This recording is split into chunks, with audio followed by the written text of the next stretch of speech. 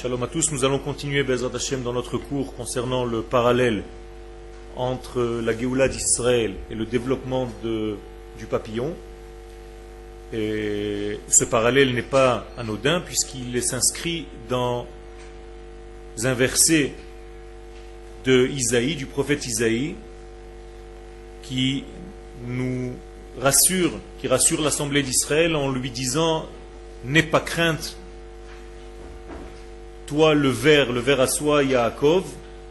Et donc il nous compare, ce prophète Isaïe, à un ver à soie, et c'est à partir de là que nous avons choisi de faire cette comparaison, puisque cette comparaison est déjà faite par Akadosh Baruch Hu lui-même.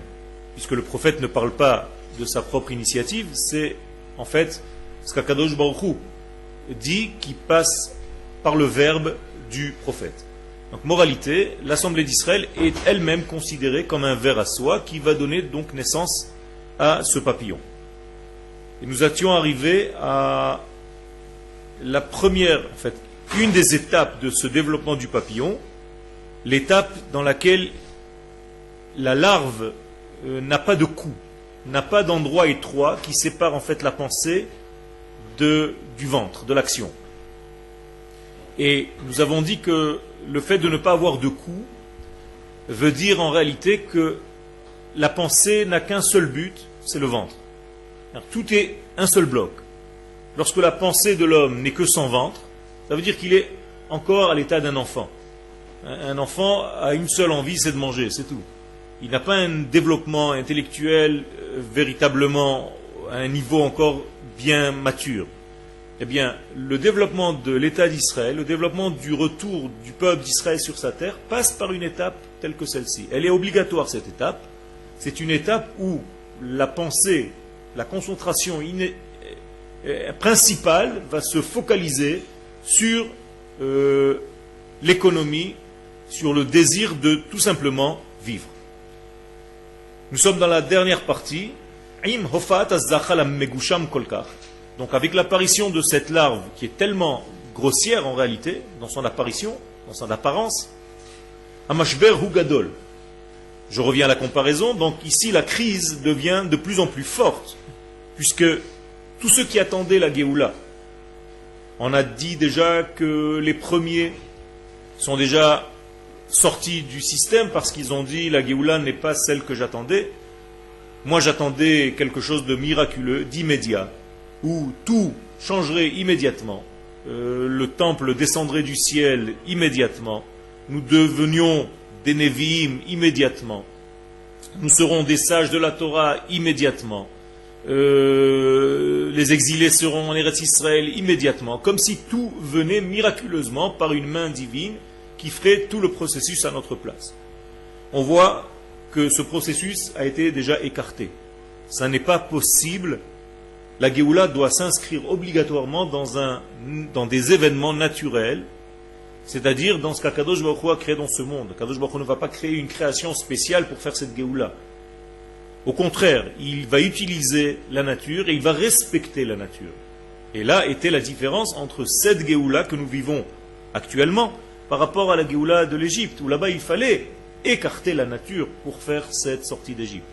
Il fallait transformer la nature. Toutes les plaies de l'Égypte, c'est une transformation de la nature. Ça veut dire une intervention divine qui casse l'ordre naturel des choses.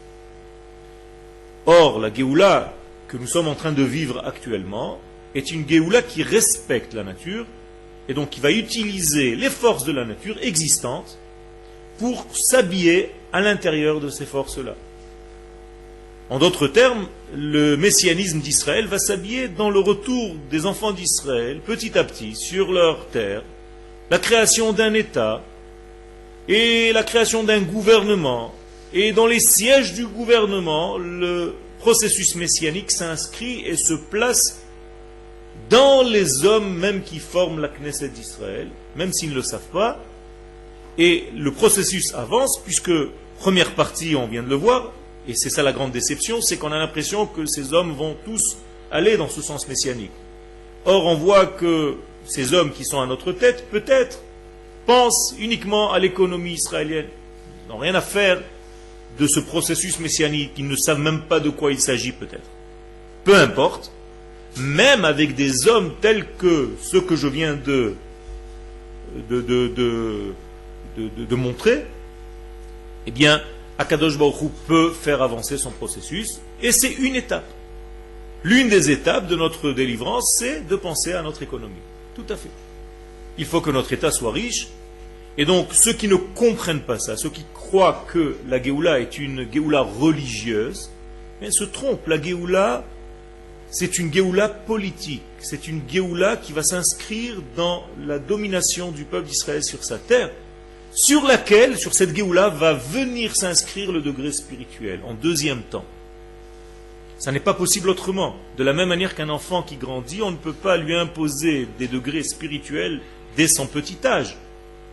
Lorsqu'il est petit, on va le laisser manger, boire, s'amuser.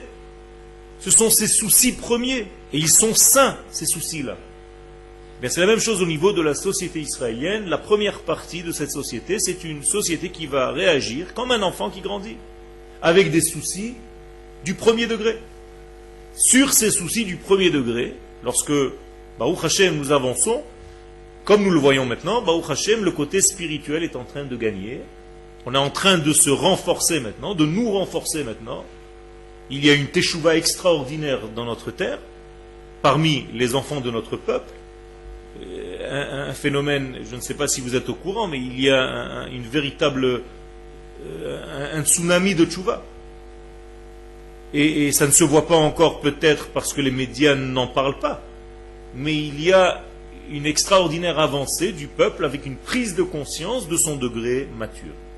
Donc il laisse un petit peu, sans laisser, il laisse un petit peu le côté matériel qui était son premier souci jusqu'à maintenant, et il va quand même grandir au niveau de sa spiritualité. Et je répète donc, ceux qui ne sont pas conscients de ce processus, ceux qui ne l'étudient pas, ils sont déçus. Et même ceux, et là je rajoute un point, même ceux qui sont au courant de ce processus, qui prend du temps, lorsqu'ils voient certaines étapes dans ce temps, ils peuvent se décourager au milieu. Ils se découragent au milieu, même s'ils savaient que le processus prendrait du temps et serait petit à petit. Et malheureusement, il y a une crise, il y a une dépression qui va s'installer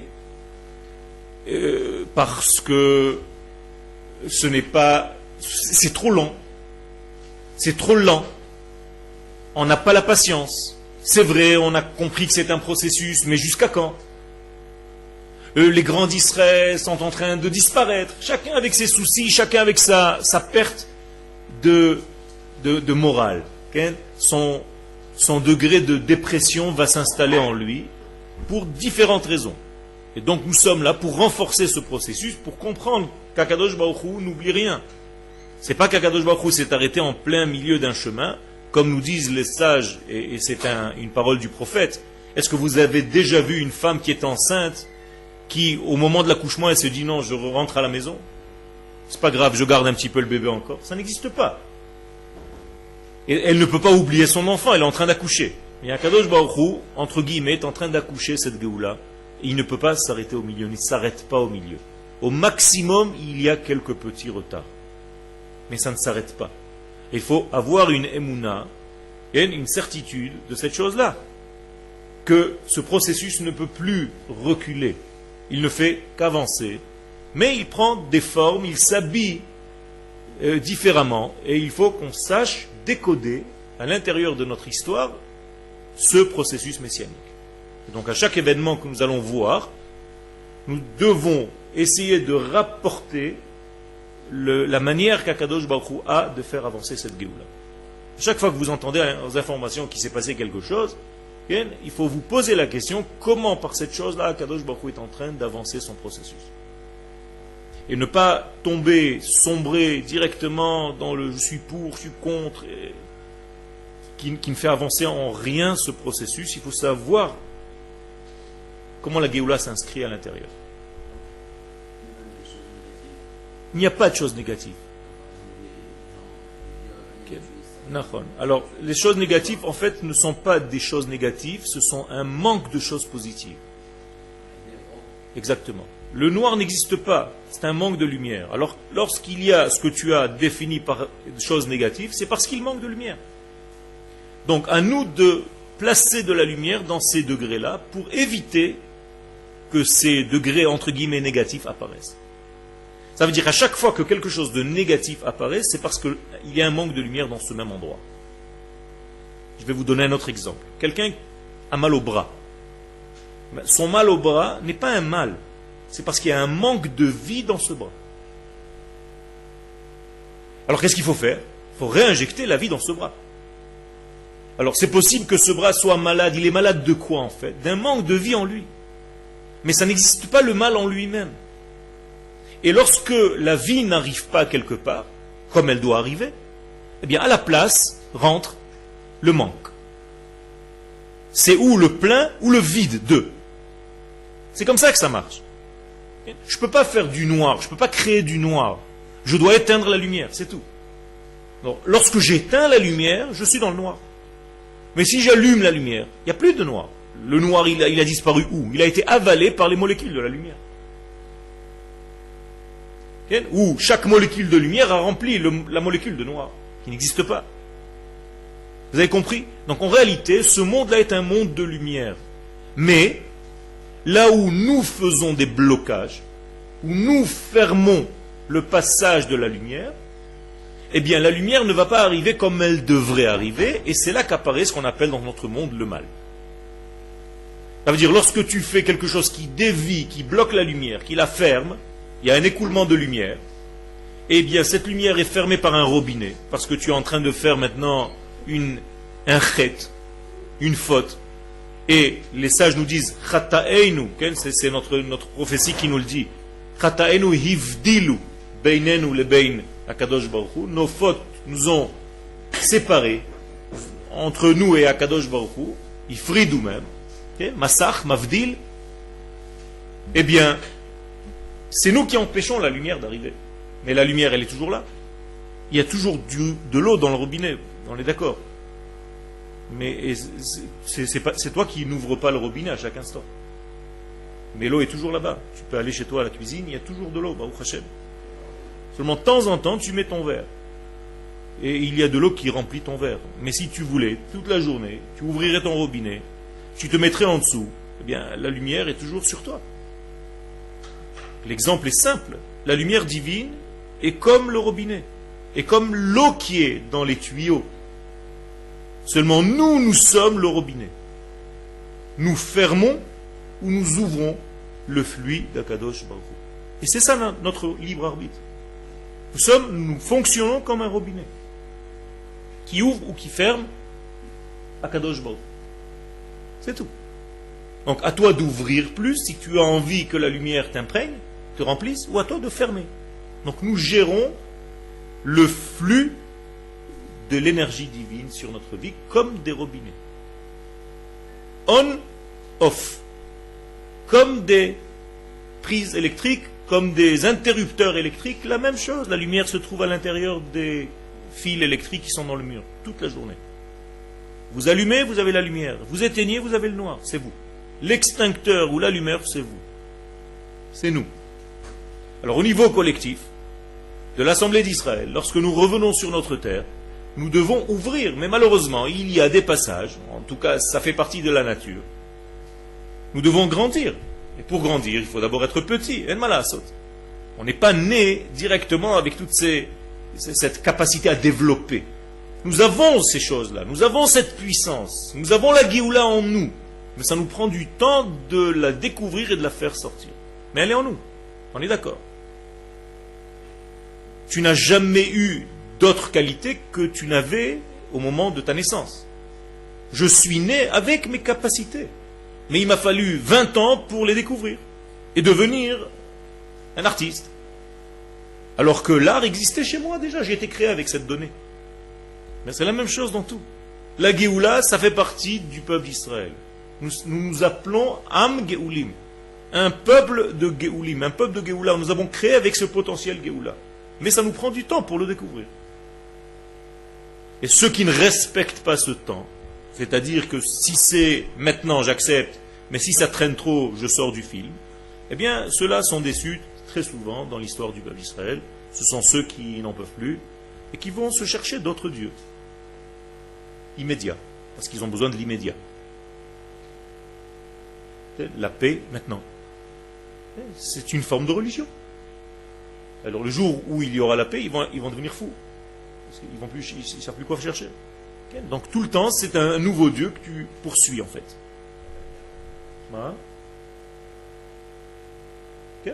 Ça veut dire que en fait, c'est comme une création d'une nouvelle divinité parce que leur but c'est maintenant. Coûte que coûte. Quelqu'un qui n'a pas de patience. Vous connaissez les enfants qui sont un petit peu perturbés, un petit peu gâtés, c'est tout de suite. Il peut te rendre fou pendant 2 heures pour acheter un bonbon ou une glace. C'est maintenant. Je veux la glace, je veux la glace. C'est la même chose. Il y a des gens qui ne comprennent pas un processus, même s'il est en plein désert. Tu lui dis, il n'y a pas de magasin ici. Il va te dire, je veux la glace. Okay. Mais c'est la même chose. On est dans une période où les choses sont en train de se construire et les gens veulent Géoula maintenant, tout de suite, sinon rien. C'est ça le problème. Donc, c'est quelqu'un qui développe un système tel que celui-ci, en fait, ne respecte pas l'ordre de la nature et il est très souvent déçu. Et les gens qui l'ont suivi sont déçus aussi. Parce que c'est une personne qui promettait, voilà maintenant, dans 1 mois c'est fini, on est très proche tout de suite, maintenant, demain, j'ai entendu, quelqu'un a dit après-demain. Faites attention de ne pas tomber dans ces choses-là. Parce que ce n'est pas le but de la Torah. Tu vas perdre ton temps à attendre au lieu d'avancer. Et le Rambam nous dit clairement qu'on n'a pas le droit de rentrer dans ce système. Et il faut avancer et faire ce que tu as à faire, toi. Quand Akadosh Baruch Hu décidera de faire les choses, il va utiliser ce que tu es en train de faire. Mais toi, avance. Ça va être toi le canal. Donc avance, ne te paralyse pas. Quand tu attends quelque chose, on a tendance à se paralyser. L'attente paralyse. Et quelqu'un te dit, j'arrive. Tu étais en train de faire des choses à la maison. Eh bien, à partir du moment où il t'a dit j'arrive et il t'a raccroché, tu ne fais plus rien. Tu te dis, je ne peux pas commencer à travailler, j'avais un cours à commencer, je ne peux pas sortir parce que je peur qu'il vienne tout de suite, je ne peux pas allumer mon marché pour commencer un cours parce qu'il est sûrement déjà en train de rentrer, tu attends. Et si tu as affaire à quelqu'un qui va traîner 1 heure, 1 heure et demie, tu n'auras rien fait pendant 1 heure et demie. Et quand il va arriver, tu vas lui dire, mais je croyais que tu devais arriver. Il t'a dit, non, j'ai dit que je venais, mais je t'ai pas dit, il fallait 1 heure et demie de route. Et j'habite à Ashdod, comment tu veux que j'arrive? C'est ça le système, il faut comprendre. Et quand les Gdolim d'Israël vous disent le Mashiach il est très proche, il est là, c'est avec leur valeur de voir les choses. Ne tombez pas dans le piège que c'est maintenant et d'aller dire à vos copains, ça y est, mon Rav il m'a dit que demain c'est la Géoula finale. Attention, c'est un processus et c'est un processus qui s'habille dans la nature et la nature étant limitée par le temps, eh bien le messianisme va emprunter lui aussi le canal du temps. Il ne peut pas faire autrement. Vous avez compris ça? Donc, c'est obligatoirement étape par étape. Et donc, je reviens à la phrase, ceux qui sont en crise, c'est parce qu'ils ne comprennent pas ce degré-là. Rabbi Me'el ou Sheitztarfu la ta'alich adko, nous sommes dans la dernière partie, beaucoup de ceux qui ont participé, qui ont rejoint cette attente, jusqu'à maintenant, Porshim, eux aussi, ils sont en train de quitter l'attente messianique, le processus. Hem nivhalim, pourquoi? Parce qu'ils ont peur tout simplement, birotam, binyan kolkach artzi ou megusham, que tout est basé sur la construction d'une terre, avec des canyons et des magasins, c'est ça, c'est pour ça qu'on est revenu en Israël. Les gens se disent ça c'est la Géoula. Il faut leur répondre, oui, ça fait partie du processus messianique. Oui, oui monsieur.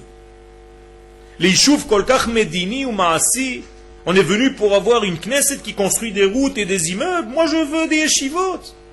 Eh bien, tu te trompes. Ça fait partie aussi.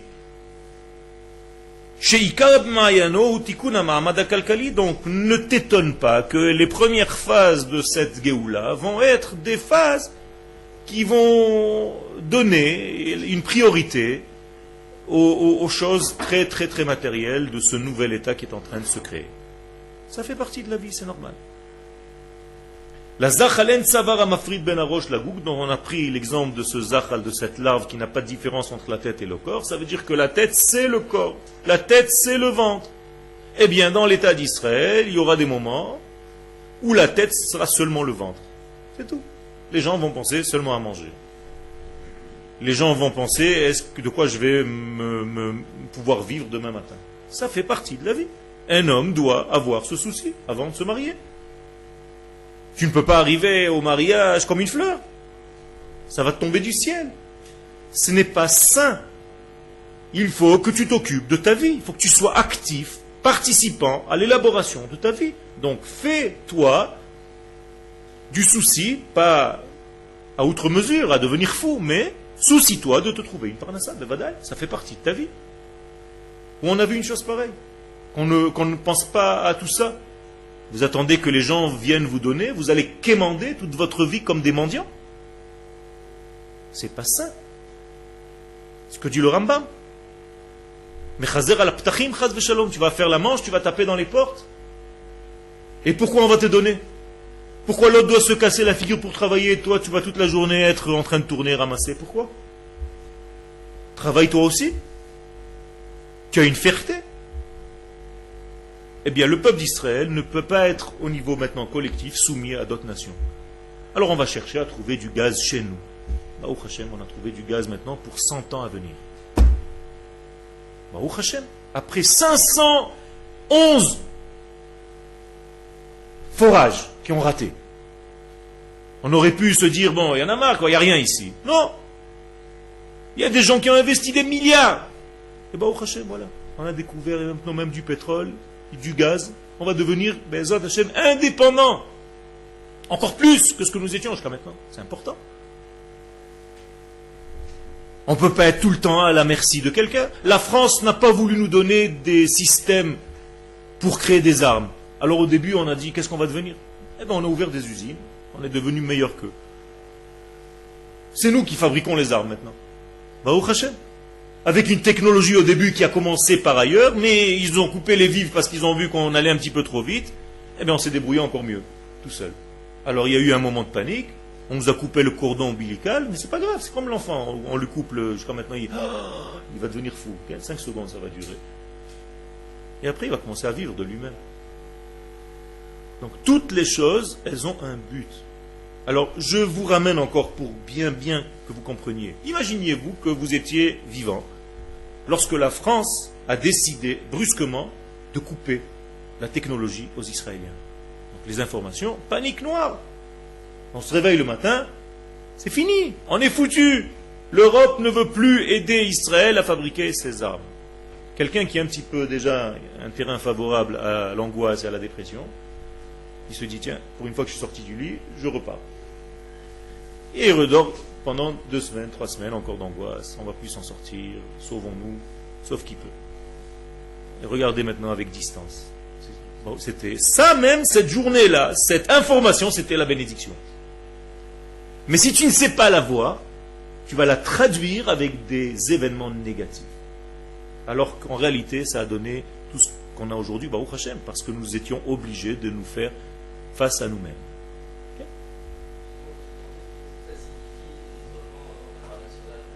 Bien fait. Alors c'est exactement ça, tu as bien traduit la chose. Ça signifie tout simplement l'isolement international face à Israël. Israël, prenez-vous en main. Faites d'abord un lien entre vous-même. Vous allez vous renforcer dans votre identité. Vous allez voir que vous êtes seul, malgré vous. Et ils ne font pas la différence, eux, si tu as une barbe, 3 kippotes ou des péotes. C'est tous les mêmes ici. Donc, on va se dire rétroactivement, ben, peut-être qu'ils ont raison, on est tous les mêmes finalement, ils nous voient tous les mêmes. Pendant qu'ils nous tuaient dans la Shoah, ils ne faisaient pas la sélection, ceux qui étaient barbus, ceux qui étaient avec un sirtouk ou ceux qui étaient en short. Pourquoi nous faisons cette différence? Hein? Alors on va revenir à une force nationale qui va grandir. Et on va se dire, à un moment donné, parce que nous avons un instinct de survie très fort, et que le divin est en nous, eh bien, puisque tout le monde est contre nous, puisqu'on est seul, eh bien, on va se débrouiller. Et donc on va devenir encore plus fort qu'avant. On va utiliser cette mise en quarantaine comme un prétexte pour devenir encore plus fort et plus puissant. Personne ne peut arrêter ce processus, au contraire, il va accentuer, accélérer. Comme c'était en Égypte, au moment où l'Égypte a voulu coincer Israël, eh bien, il y a marqué que Israël a commencé à 6 enfants, 60 enfants, 600 000 enfants dans un ventre. Selon les Midrashim. Ça veut dire qu'il y avait tellement de femmes qui accouchaient. On veut t'empêcher de construire, il n'y a pas eu plus de construction que depuis qu'on nous a empêché de construire. Et ainsi de suite.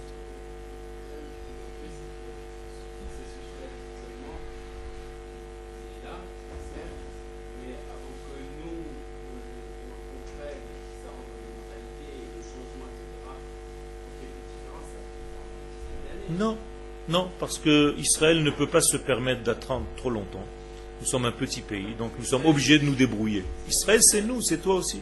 Ça veut dire que la mentalité du pays va changer rapidement, comme elle le fait. Ça veut dire que nous sommes dans une chambre. Vous savez, quand 2 enfants se battent, qu'est-ce qu'il fait le papa? Non, il ne les sépare pas. Il les met dans une même chambre tout seul, leur dit maintenant, tant que vous arrangez pas entre vous, vous sortez pas. Je veux que vous sortiez, enlacez, embrassez-vous. Je ne veux même pas entendre parler, c'est même pas mon problème. Débrouillez-vous tout seul. Vous êtes tous les deux dans le même truc, vous rentrez pas, vous ne sortez pas, vous ne bougez pas, vous êtes tous les deux punis, vous ne mangez pas aujourd'hui, vous allez dormir, vous vous débrouillez, tant que vous ne sortez pas. Et ils vont apprendre à se débrouiller tout seuls, croyez-moi. Alors il n'y aura pas un blocage comme ça, puisque à l'intérieur de nous-mêmes, nous avons foi en nous. Il faut avoir foi dans le peuple d'Israël. À l'intérieur de nous, nous sommes tous des tzadikim, et nous voulons tous ce degré-là. Seulement, il faut de temps en temps un petit peu frapper pour que ça sorte. Mais même un type qui est complètement à l'inverse de tes idées, il a ça en lui. Et quand tu vas être seul avec lui, dans un moment de panique, eh bien tous les deux, vous allez tirer dans la même direction. C'est ce qui se passe à l'armée. Tu peux être à côté d'un type d'extrême gauche à côté de toi, et toi d'extrême droite, et quand il y a un terroriste en face, tous les deux vous chargez, et c'est ton frère. Pour rien au monde, il te lâchera. Et toi non plus. Eh bien, ce qui se passe à l'armée, on doit tout simplement l'amener dans toute la vie de tous les jours. Si ça marche à l'armée, Baruch Hashem, ça peut marcher ailleurs. Kol marché votav ou, donc, en fait, ça répond à ta question, on va se renforcer de plus en plus. Déjà, dans notre identité, on voit que 90,5 ou 95% sont d'accord. Et il y a toujours des petits éléments un petit peu tordus, mais eux aussi, il faut les redresser. Donc, pour l'instant, le souci, c'est un souci corporel. Alors, c'est vrai que pour l'instant, tu ne vois pas trop de direction divine, spirituelle, il n'y a aucun idéal apparemment, tous les idéaux sont morts. Tu te dis, mais c'est plus comme avant. Tu tombes dans une certaine déprime, quand même, comme ceux qui disent, il n'y a plus aujourd'hui des grands de Torah comme c'était avant. C'est toujours les mêmes discussions. C'est interdit de parler comme ça. Parce que vous placez votre vie toujours sur le passé. Avant, il y avait des grands tzadikim. Aujourd'hui, c'est nul. Avant, il y avait de la musique. Aujourd'hui, c'est nul. Avant, la jeunesse, elle était saine. Aujourd'hui, c'est nul. Tout est comme ça. Et tu deviens en fait un malade du passé. En hébreu, avarian. Tu es un malfaiteur, parce que tu es dans le avar tout le temps. Donc, et la même chose au niveau de l'avenir. Fais attention de ne pas tout jeter sur l'avenir. Ouais, Be'ezrat Hashem, on va devenir comme ça. Yetov. Lama yetov. Arshav. Alors, il y a des gens qui sont tout le temps dans le passé, il y a des gens qui sont tout le temps dans le futur, et en fait, ils ne vivent pas le présent. Nous, on doit être des gens normaux. La Torah ici que nous étudions au Machon Meir, c'est une Torah normale. C'est pas une Torah qui te projette sans arrêt dans l'avenir à tel point que tu ne vis pas ton présent. Et c'est pas une Torah qui te dit que ce qu'il y avait avant c'était toujours mieux. Au contraire, elle te dit que ta génération aujourd'hui c'est la meilleure qu'il y ait jamais eu. C'est tout. Anach nous dor metsuyan. Ken. Oui, bien sûr, on doit tirer les leçons du passé pour avancer. Mais ça ne veut pas dire de rester dans le passé. Il y a des gens, quand ils vieillissent, ils n'arrivent plus à te parler du présent. Quand j'étais à l'armée, moi, et à Hasra, et quand j'étais là-bas, et quand j'étais là-bas, et quand j'étais là-bas, et quand j'étais là-bas. Tout est dans le passé. Ils parlent au passé. Il faut faire attention de ne pas tomber dans ça. Okay? Alors, Aïkar l'echol velisrod, alors effectivement, il y a un moment où c'est la vie. J'ai besoin de vivre, j'ai besoin de... C'est pas facile. On était pendant 2000 ans en prison, de toutes les prisons possibles et imaginables. Prison à ne pas pouvoir créer de l'art. On avait une interdiction. Prison de ne pas monter des affaires. C'est pour ça qu'on était que comme des banquiers qui donnaient comme ça avec intérêt. Prison de ne pas s'occuper de quoi que ce soit. De musique, de tout, on nous a étouffés dans tout. Quand on arrive ici, on a un élan, une explosion, c'est normal. On veut redevenir tout ce que nous sommes, tout ce que nous avons envie d'être. Donc l'art va fleurir, la musique va fleurir, les choses qui ne sont pas seulement, encore une fois, degré toranique. C'est tout à fait normal, ça fait partie de notre jeunesse, de notre développement en tant que jeunes. Comme vous, à un moment donné dans votre vie, vous aviez envie de sortir, de voir des copains, d'aller écouter de la musique, et ainsi de suite. Je ne peux pas dire à mes enfants de cet âge-là, non. Ça veut dire non, ça ne veut rien dire. C'est une étape de son évolution.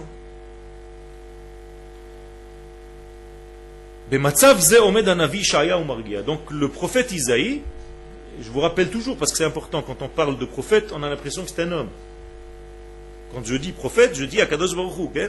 Donc Akadosh Baruch Hu nous rassure, seulement c'est le prophète qui nous le dit, on va pas voir Akadosh Baruch Hu descendre. Okay?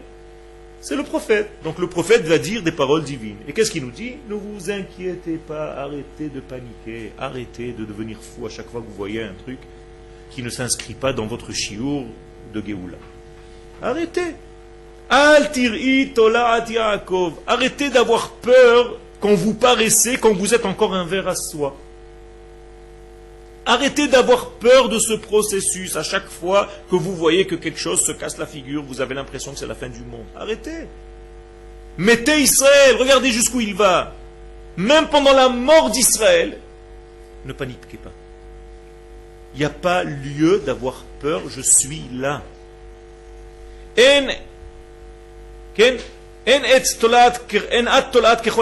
Tu n'es pas un ver comme les vers de terre habituels. Tu es un papillon. Même si aujourd'hui ce n'est pas visible. Je vous ai déjà dit que nous avons au niveau de la science fait des accélérations pour essayer d'avoir des papillons plus rapidement, parce que c'est un processus qui est interminable. Tu dois laisser des caméras, filmer cette larve, filmer ce cocon, et tu te dis, bon, il n'y a rien qui bouge à la main, quoi. C'est nuit et jour, nuit et jour, nuit et jour, le truc, tu vois rien bouger. Eh bien, il y a des gens qui vont être un petit peu plus malins que les autres, qui vont vouloir accélérer le processus. Ils vont injecter quelque chose, un produit, pour essayer d'accélérer le processus. Eh bien, sont sortis des animaux, des papillons qui sont des malades mentaux, quoi. Des monstres. Je reviens à notre exemple. Si tu n'as pas conscience de cette Géoula et tu veux tout de suite maintenant, donc tu vas injecter plein de je ne sais pas quoi, tu vas faire peur aux gens tout de suite, le Mashiach est à Tel Aviv, il faut maintenant se préparer, il faut commencer. Tu fais peur aux gens, tu commences à les angoisser, on raccourcit le processus. Tu ne laisses pas les choses se développer. Tu ne laisses pas l'enfant grandir normalement. Tu veux tout de suite lui rentrer dedans des émissions que toi, tu as ratées dans ta vie, tu veux lui amener sur lui, le pauvre. Il y a un problème. Tu vas, chas v'shalom, donner naissance, tu vas faire grandir un enfant pas normal. Tu vas faire grandir une Géoula pas normale. Laissez-les grandir tranquillement. Ça fait partie de leur processus, sans gêner. Sans gêner. Le Kodesh peut gêner à un moment donné dans la vie. Je ne dois pas faire en sorte que le Kodesh gêne mon fils de grandir. C'est difficile à dire, c'est le Rav Kook qui dit ça. À un moment donné de la vie, le Kodesh va gêner. Pourquoi? Parce que cet enfant n'a pas la tête dans ce Kodesh-là, il a la tête à jouer à Oubi. Et ça fait partie de la nature, il faut lui laisser. Parce que s'il choisit de belles billes, aujourd'hui, eh bien, quand il sera grand, il choisira des beaux chidushim. C'est la même chose, ça va juste se transformer de la bille au chidush. Mais si pendant qu'il était petit, tout ce qu'il faisait, tu dis ça c'est assour, et ça c'est assour, et les billes c'est assour, tu es en train de perdre ton temps à faire ça au lieu d'étudier, machin. Mais quand il sera grand, pour lui la Torah c'est un iyum, comment on dit les ayem, une menace. Il ne faut pas que l'enfant il grandisse comme si la Torah c'était une menace. Il faut que la Torah soit quelque chose de kiffant, quelque chose du plaisir. Eh bien, c'est la même chose. Et donc, le degré normal du papillon, ça fait partie de son temps. Il faut le laisser grandir. Omer Harav, donc le Rav Kook va nous dire, c'est les deux dernières phrases, Abinyan ativi vachomri shel haouma chayav leitpater bemutzakut ou bechofshiyut. Le développement doit se développer d'une manière solide et d'une manière libre. Bli hafra'a shel hakodesh. Écoutez bien les termes du Rav. Bli hafra'a shel hakodesh. Sans que le Kodesh ne gêne pour l'instant. Laissez-le tranquille. Arrêtez de lui faire peur avec des forces religieuses pendant qu'il est en train de jouer au billes avec ses copains. C'est normal qu'il joue au billes à cet âge-là. C'est normal que l'État d'Israël joue à construire des maisons et des routes à son âge. Il y aura un âge où il va commencer à grandir et à s'occuper de Torah et de Rouhaniyut. T'inquiète pas, ça va venir. C'est encore un petit jeune. Quel âge il a, Sachakol? 62 ans, l'État d'Israël, 63 ans. On est des minots. On est des petits jeunes encore. On vient tout juste de nous enlever les couches. Au niveau d'un État, okay? Tous les États à côté de nous, ils ont 1000 ans, 500 ans, 800 ans. C'est des vieux déjà. 62 ans, on est tout nerveux encore. Okay? Laissez-nous le temps. Comme un enfant né au départ sans connaissance, pourquoi l'enfant naît sans connaissance? Pourquoi Kadosh Baruch Hu a fait en sorte que l'enfant, quand il naît, il n'a pas la connaissance? Non. Je viens de le dire. Pour ne pas que ça le gêne. Imaginez-vous un enfant qui naît avec toute la connaissance. Tu vois un tout petit gosse de 2 mois. Il est triste.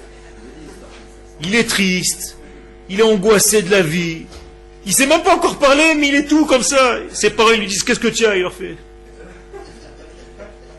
tu peux pas. Il n'est pas libre. On l'a déjà tué. L'enfant, il doit être content. Vous avez déjà vu des enfants déprimés? Baruch Hashem, il n'y a pas beaucoup. Ça veut dire qu'ils ont un problème. Un enfant, il est heureux, il joue, il est tranquille, il se soucie même pas. Ça, c'est un enfant normal. Eh bien, nous devons passer ce passage-là. Il ne faut pas que l'enfant soit gêné. Des fois, vous voyez des enfants, on dirait des grands en petits. Ils ont un corps de petits, mais vous les voyez, ils sont sérieux comme des grands. Ça fait peur. Yaldoutit shehu zakouk là, il a besoin de sa nature d'enfant. Simchat achaim, la joie de vivre.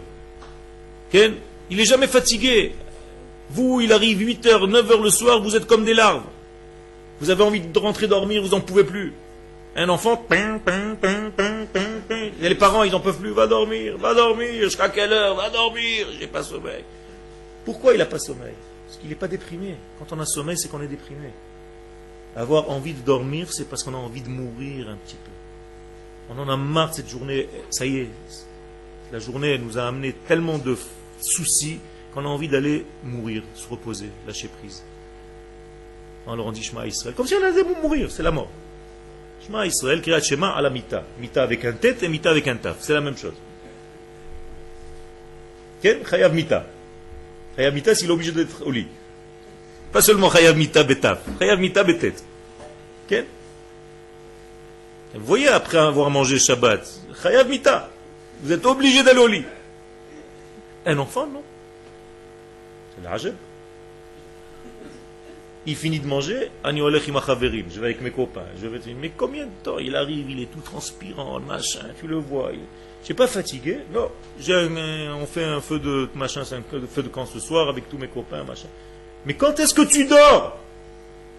Pessah, pour qu'il soit frais au Seder, tu lui fais dormir l'après-midi. Tu crois qu'il dort? Toute la famille, elle est comme ça. Lui, il est tranquille. Et le soir du Seder, il est encore comme un lion. Et toi, vous êtes tous déjà morts. Simchat achaim, c'est une joie de vivre. Vemetichat ha'evarim, il faut qu'il s'élargisse son corps, ses muscles. Il faut qu'il grandisse, il faut qu'il joue. התפתחות פסיכולוגית שלו, tout son développement psychologique, בונים את החול בצורה חזקה, doivent construire chez lui, pas le kodesh, le chol, le profane, d'abord. בצורה חזקה, il faut que son chol, que son profane soit puissant, כדי שיוכל למלא את תפקידו להיות בסיס להופעת הקודש. Parce que ce profane-là va être la base sur laquelle va venir le kodesh quand il sera plus grand. Et si le bassis de Chol est faible, même le Kodesh va être faible. Vous comprenez? Ça veut dire chez les enfants où la force physique, matérielle, psychologique normale de la nourriture, de la boisson, de l'équilibre mental et psychique et physique n'est pas fort, Chas v'shalom, quand la Torah va venir, ça sera de la même faiblesse. Mais un enfant qui a grandi dans la stabilité d'un enfant, avec la joie de vivre d'un enfant, avec la liberté totale, ce monde m'appartient. Eh bien, c'est une base qui va lui permettre d'avoir une Torah beaucoup plus puissante. Vous demandez comment ça se fait qu'il y a des gens qui ont des chidushim de Torah et d'autres non. Parce qu'on a fait de cet enfant parvé. On l'a éteint quand il était petit. Donc toute sa vie, il est devenu parvé. Même sa Torah, elle est parvée. Ni Bassari, ni Khalavi. C'est une petite Torah tranquille. Une Torah. Torite. Petite Torah. Okay. Tu veux être un grand en Torah? Eh bien, il va falloir faire grandir un enfant avec toutes les bases qu'un enfant a besoin pour grandir. Le fils de Rabbi Shimon Bar Yochai, Rabbi Elazar, jusqu'à un âge très avancé, okay, les gens venaient se plaindre chez Rabbi Shimon. Je dis, Rabbi Shimon, on sait que tu es un gadol dans la Torah, mais ton fils, il faut faire quelque chose, hein, ça commence à devenir... Les gens ils venaient voir son père, ils prenaient la voiture qu'ils ont laissée dehors, c'était les ânes. Ils les mettaient sur le toit. Les gens ils sortaient, ils cherchaient leurs ânes, ils étaient sur le toit de la maison. Comment tu vas les descendre maintenant, un âne? Des histoires vraies. Ils allaient chez Rabbi Shimon, on est venu pour ça, regarde, la vérité, ça devient lourd. Sûrement vous avez parlé de lui, il a entendu. Moi je peux rien faire, débrouillez-vous avec lui, demandez-lui pardon, machin. Comme ça. Rabbi Elazar, il ne s'appelait pas Rabbi Elazar, il était Elazar, qu'est-ce que tu as fait encore? Et donc il allait, il leur descendait les ânes, c'était une puissance de la nature. Sa mère, elle faisait des pitotes, il mangeait une vingtaine à la seconde. Un monstre. Les gens ils lui ont dit, mais c'est comment ton fils va... Il dit, ne vous inquiétez pas, il y a un jour dans la vie, où moi je connais ce jour-là, je vais rentrer le switch. Pour l'instant, il grandit, il est dans la liberté totale. C'est devenu Rabbi Elazar. Comprenez? Mais si son père était un maniaco-dépressif, Ras Veshalom, obsessionnel, tu n'as pas fait ça, tu n'as pas fait ça. Makara. Baruch Hashem, vous avez l'occasion encore de ne pas avoir d'enfants. Vous allez en avoir bientôt. Faites attention de ne pas leur mettre vos angoisses sur la vie. Toutes vos angoisses, toutes les machins que vous n'avez pas pu faire, vous voulez les habiller sur eux, les pauvres. Il n'a pas fait Netilat Yadayim. Catastrophe. Comment tu as fait? Tu n'as pas fait Netilat. Il n'a pas fait Netilat. Il va faire la prochaine fois. Montre-lui comment on fait. Lokarakloum. Arrête d'être devenu fou. Les gens sont devenus datim, atzbani. C'est des nerveux. Okay? Cool. Et c'est comme ça que ça rentre. C'est la même chose au niveau de l'État d'Israël. Ça c'est un État de Torah, c'est des goy. Comment tu parles? Quand je suis arrivé en France, j'avais pas de kippa sur la tête. Je suis arrivé en France à l'âge de 14 ans, j'avais pas une kippa. Je suis rentré dans une école juive, les enfants de l'école juive, ils m'ont vu sans kippa. Ils disaient entre eux, c'est un goy. C'est un goy? Non, pas laïque, c'est un goy. On m'a dit que j'étais goy. Pourquoi? Parce qu'on leur a enseigné que la kippa c'était le juif. Moi j'ai vu des juifs fabriquer des kippotes, mais j'ai jamais vu des kippotes fabriquer des juifs. Mais apparemment là-bas c'est ce qu'on enseigne. Okay? Alors il faut faire attention à tout ça. Ken?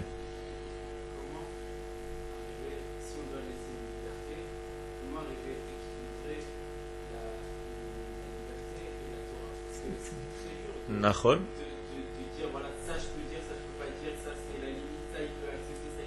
Ça c'est un travail d'équilibre, mais il ne doit pas mettre en prison l'enfant. Ça veut dire que si l'enfant vient à la synagogue, eh bien, il vient à la synagogue les premières années, pas pour prier, ne te fais pas de soucis.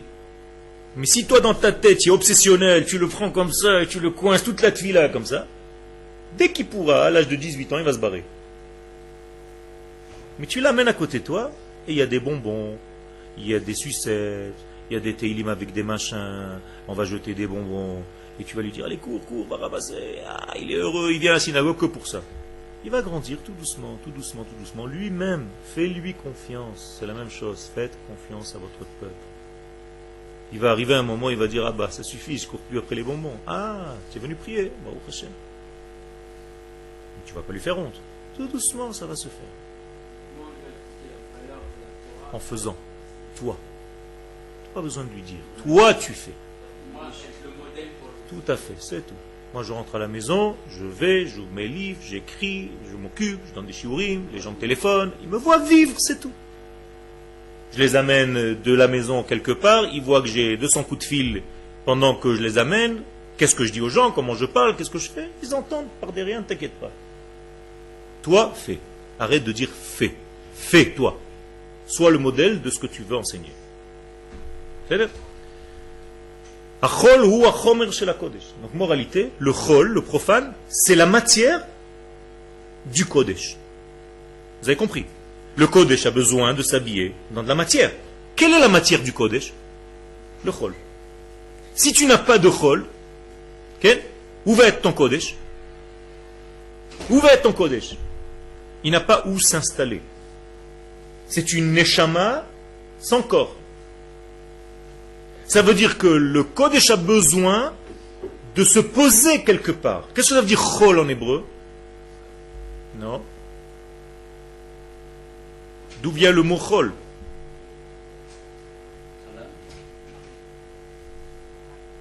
Chal, et qu'est-ce que ça veut dire chal?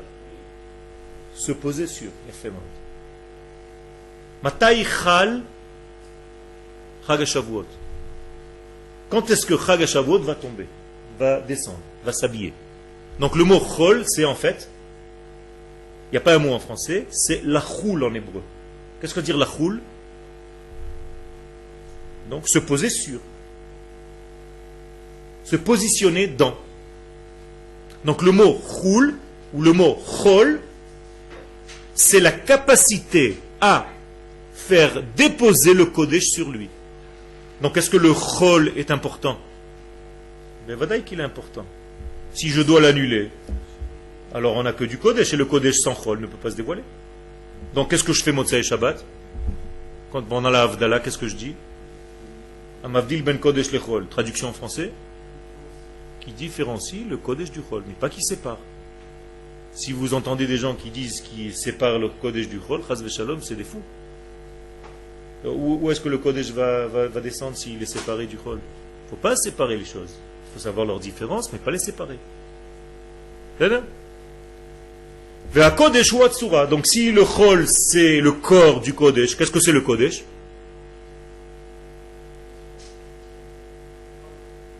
Non. C'est l'âme.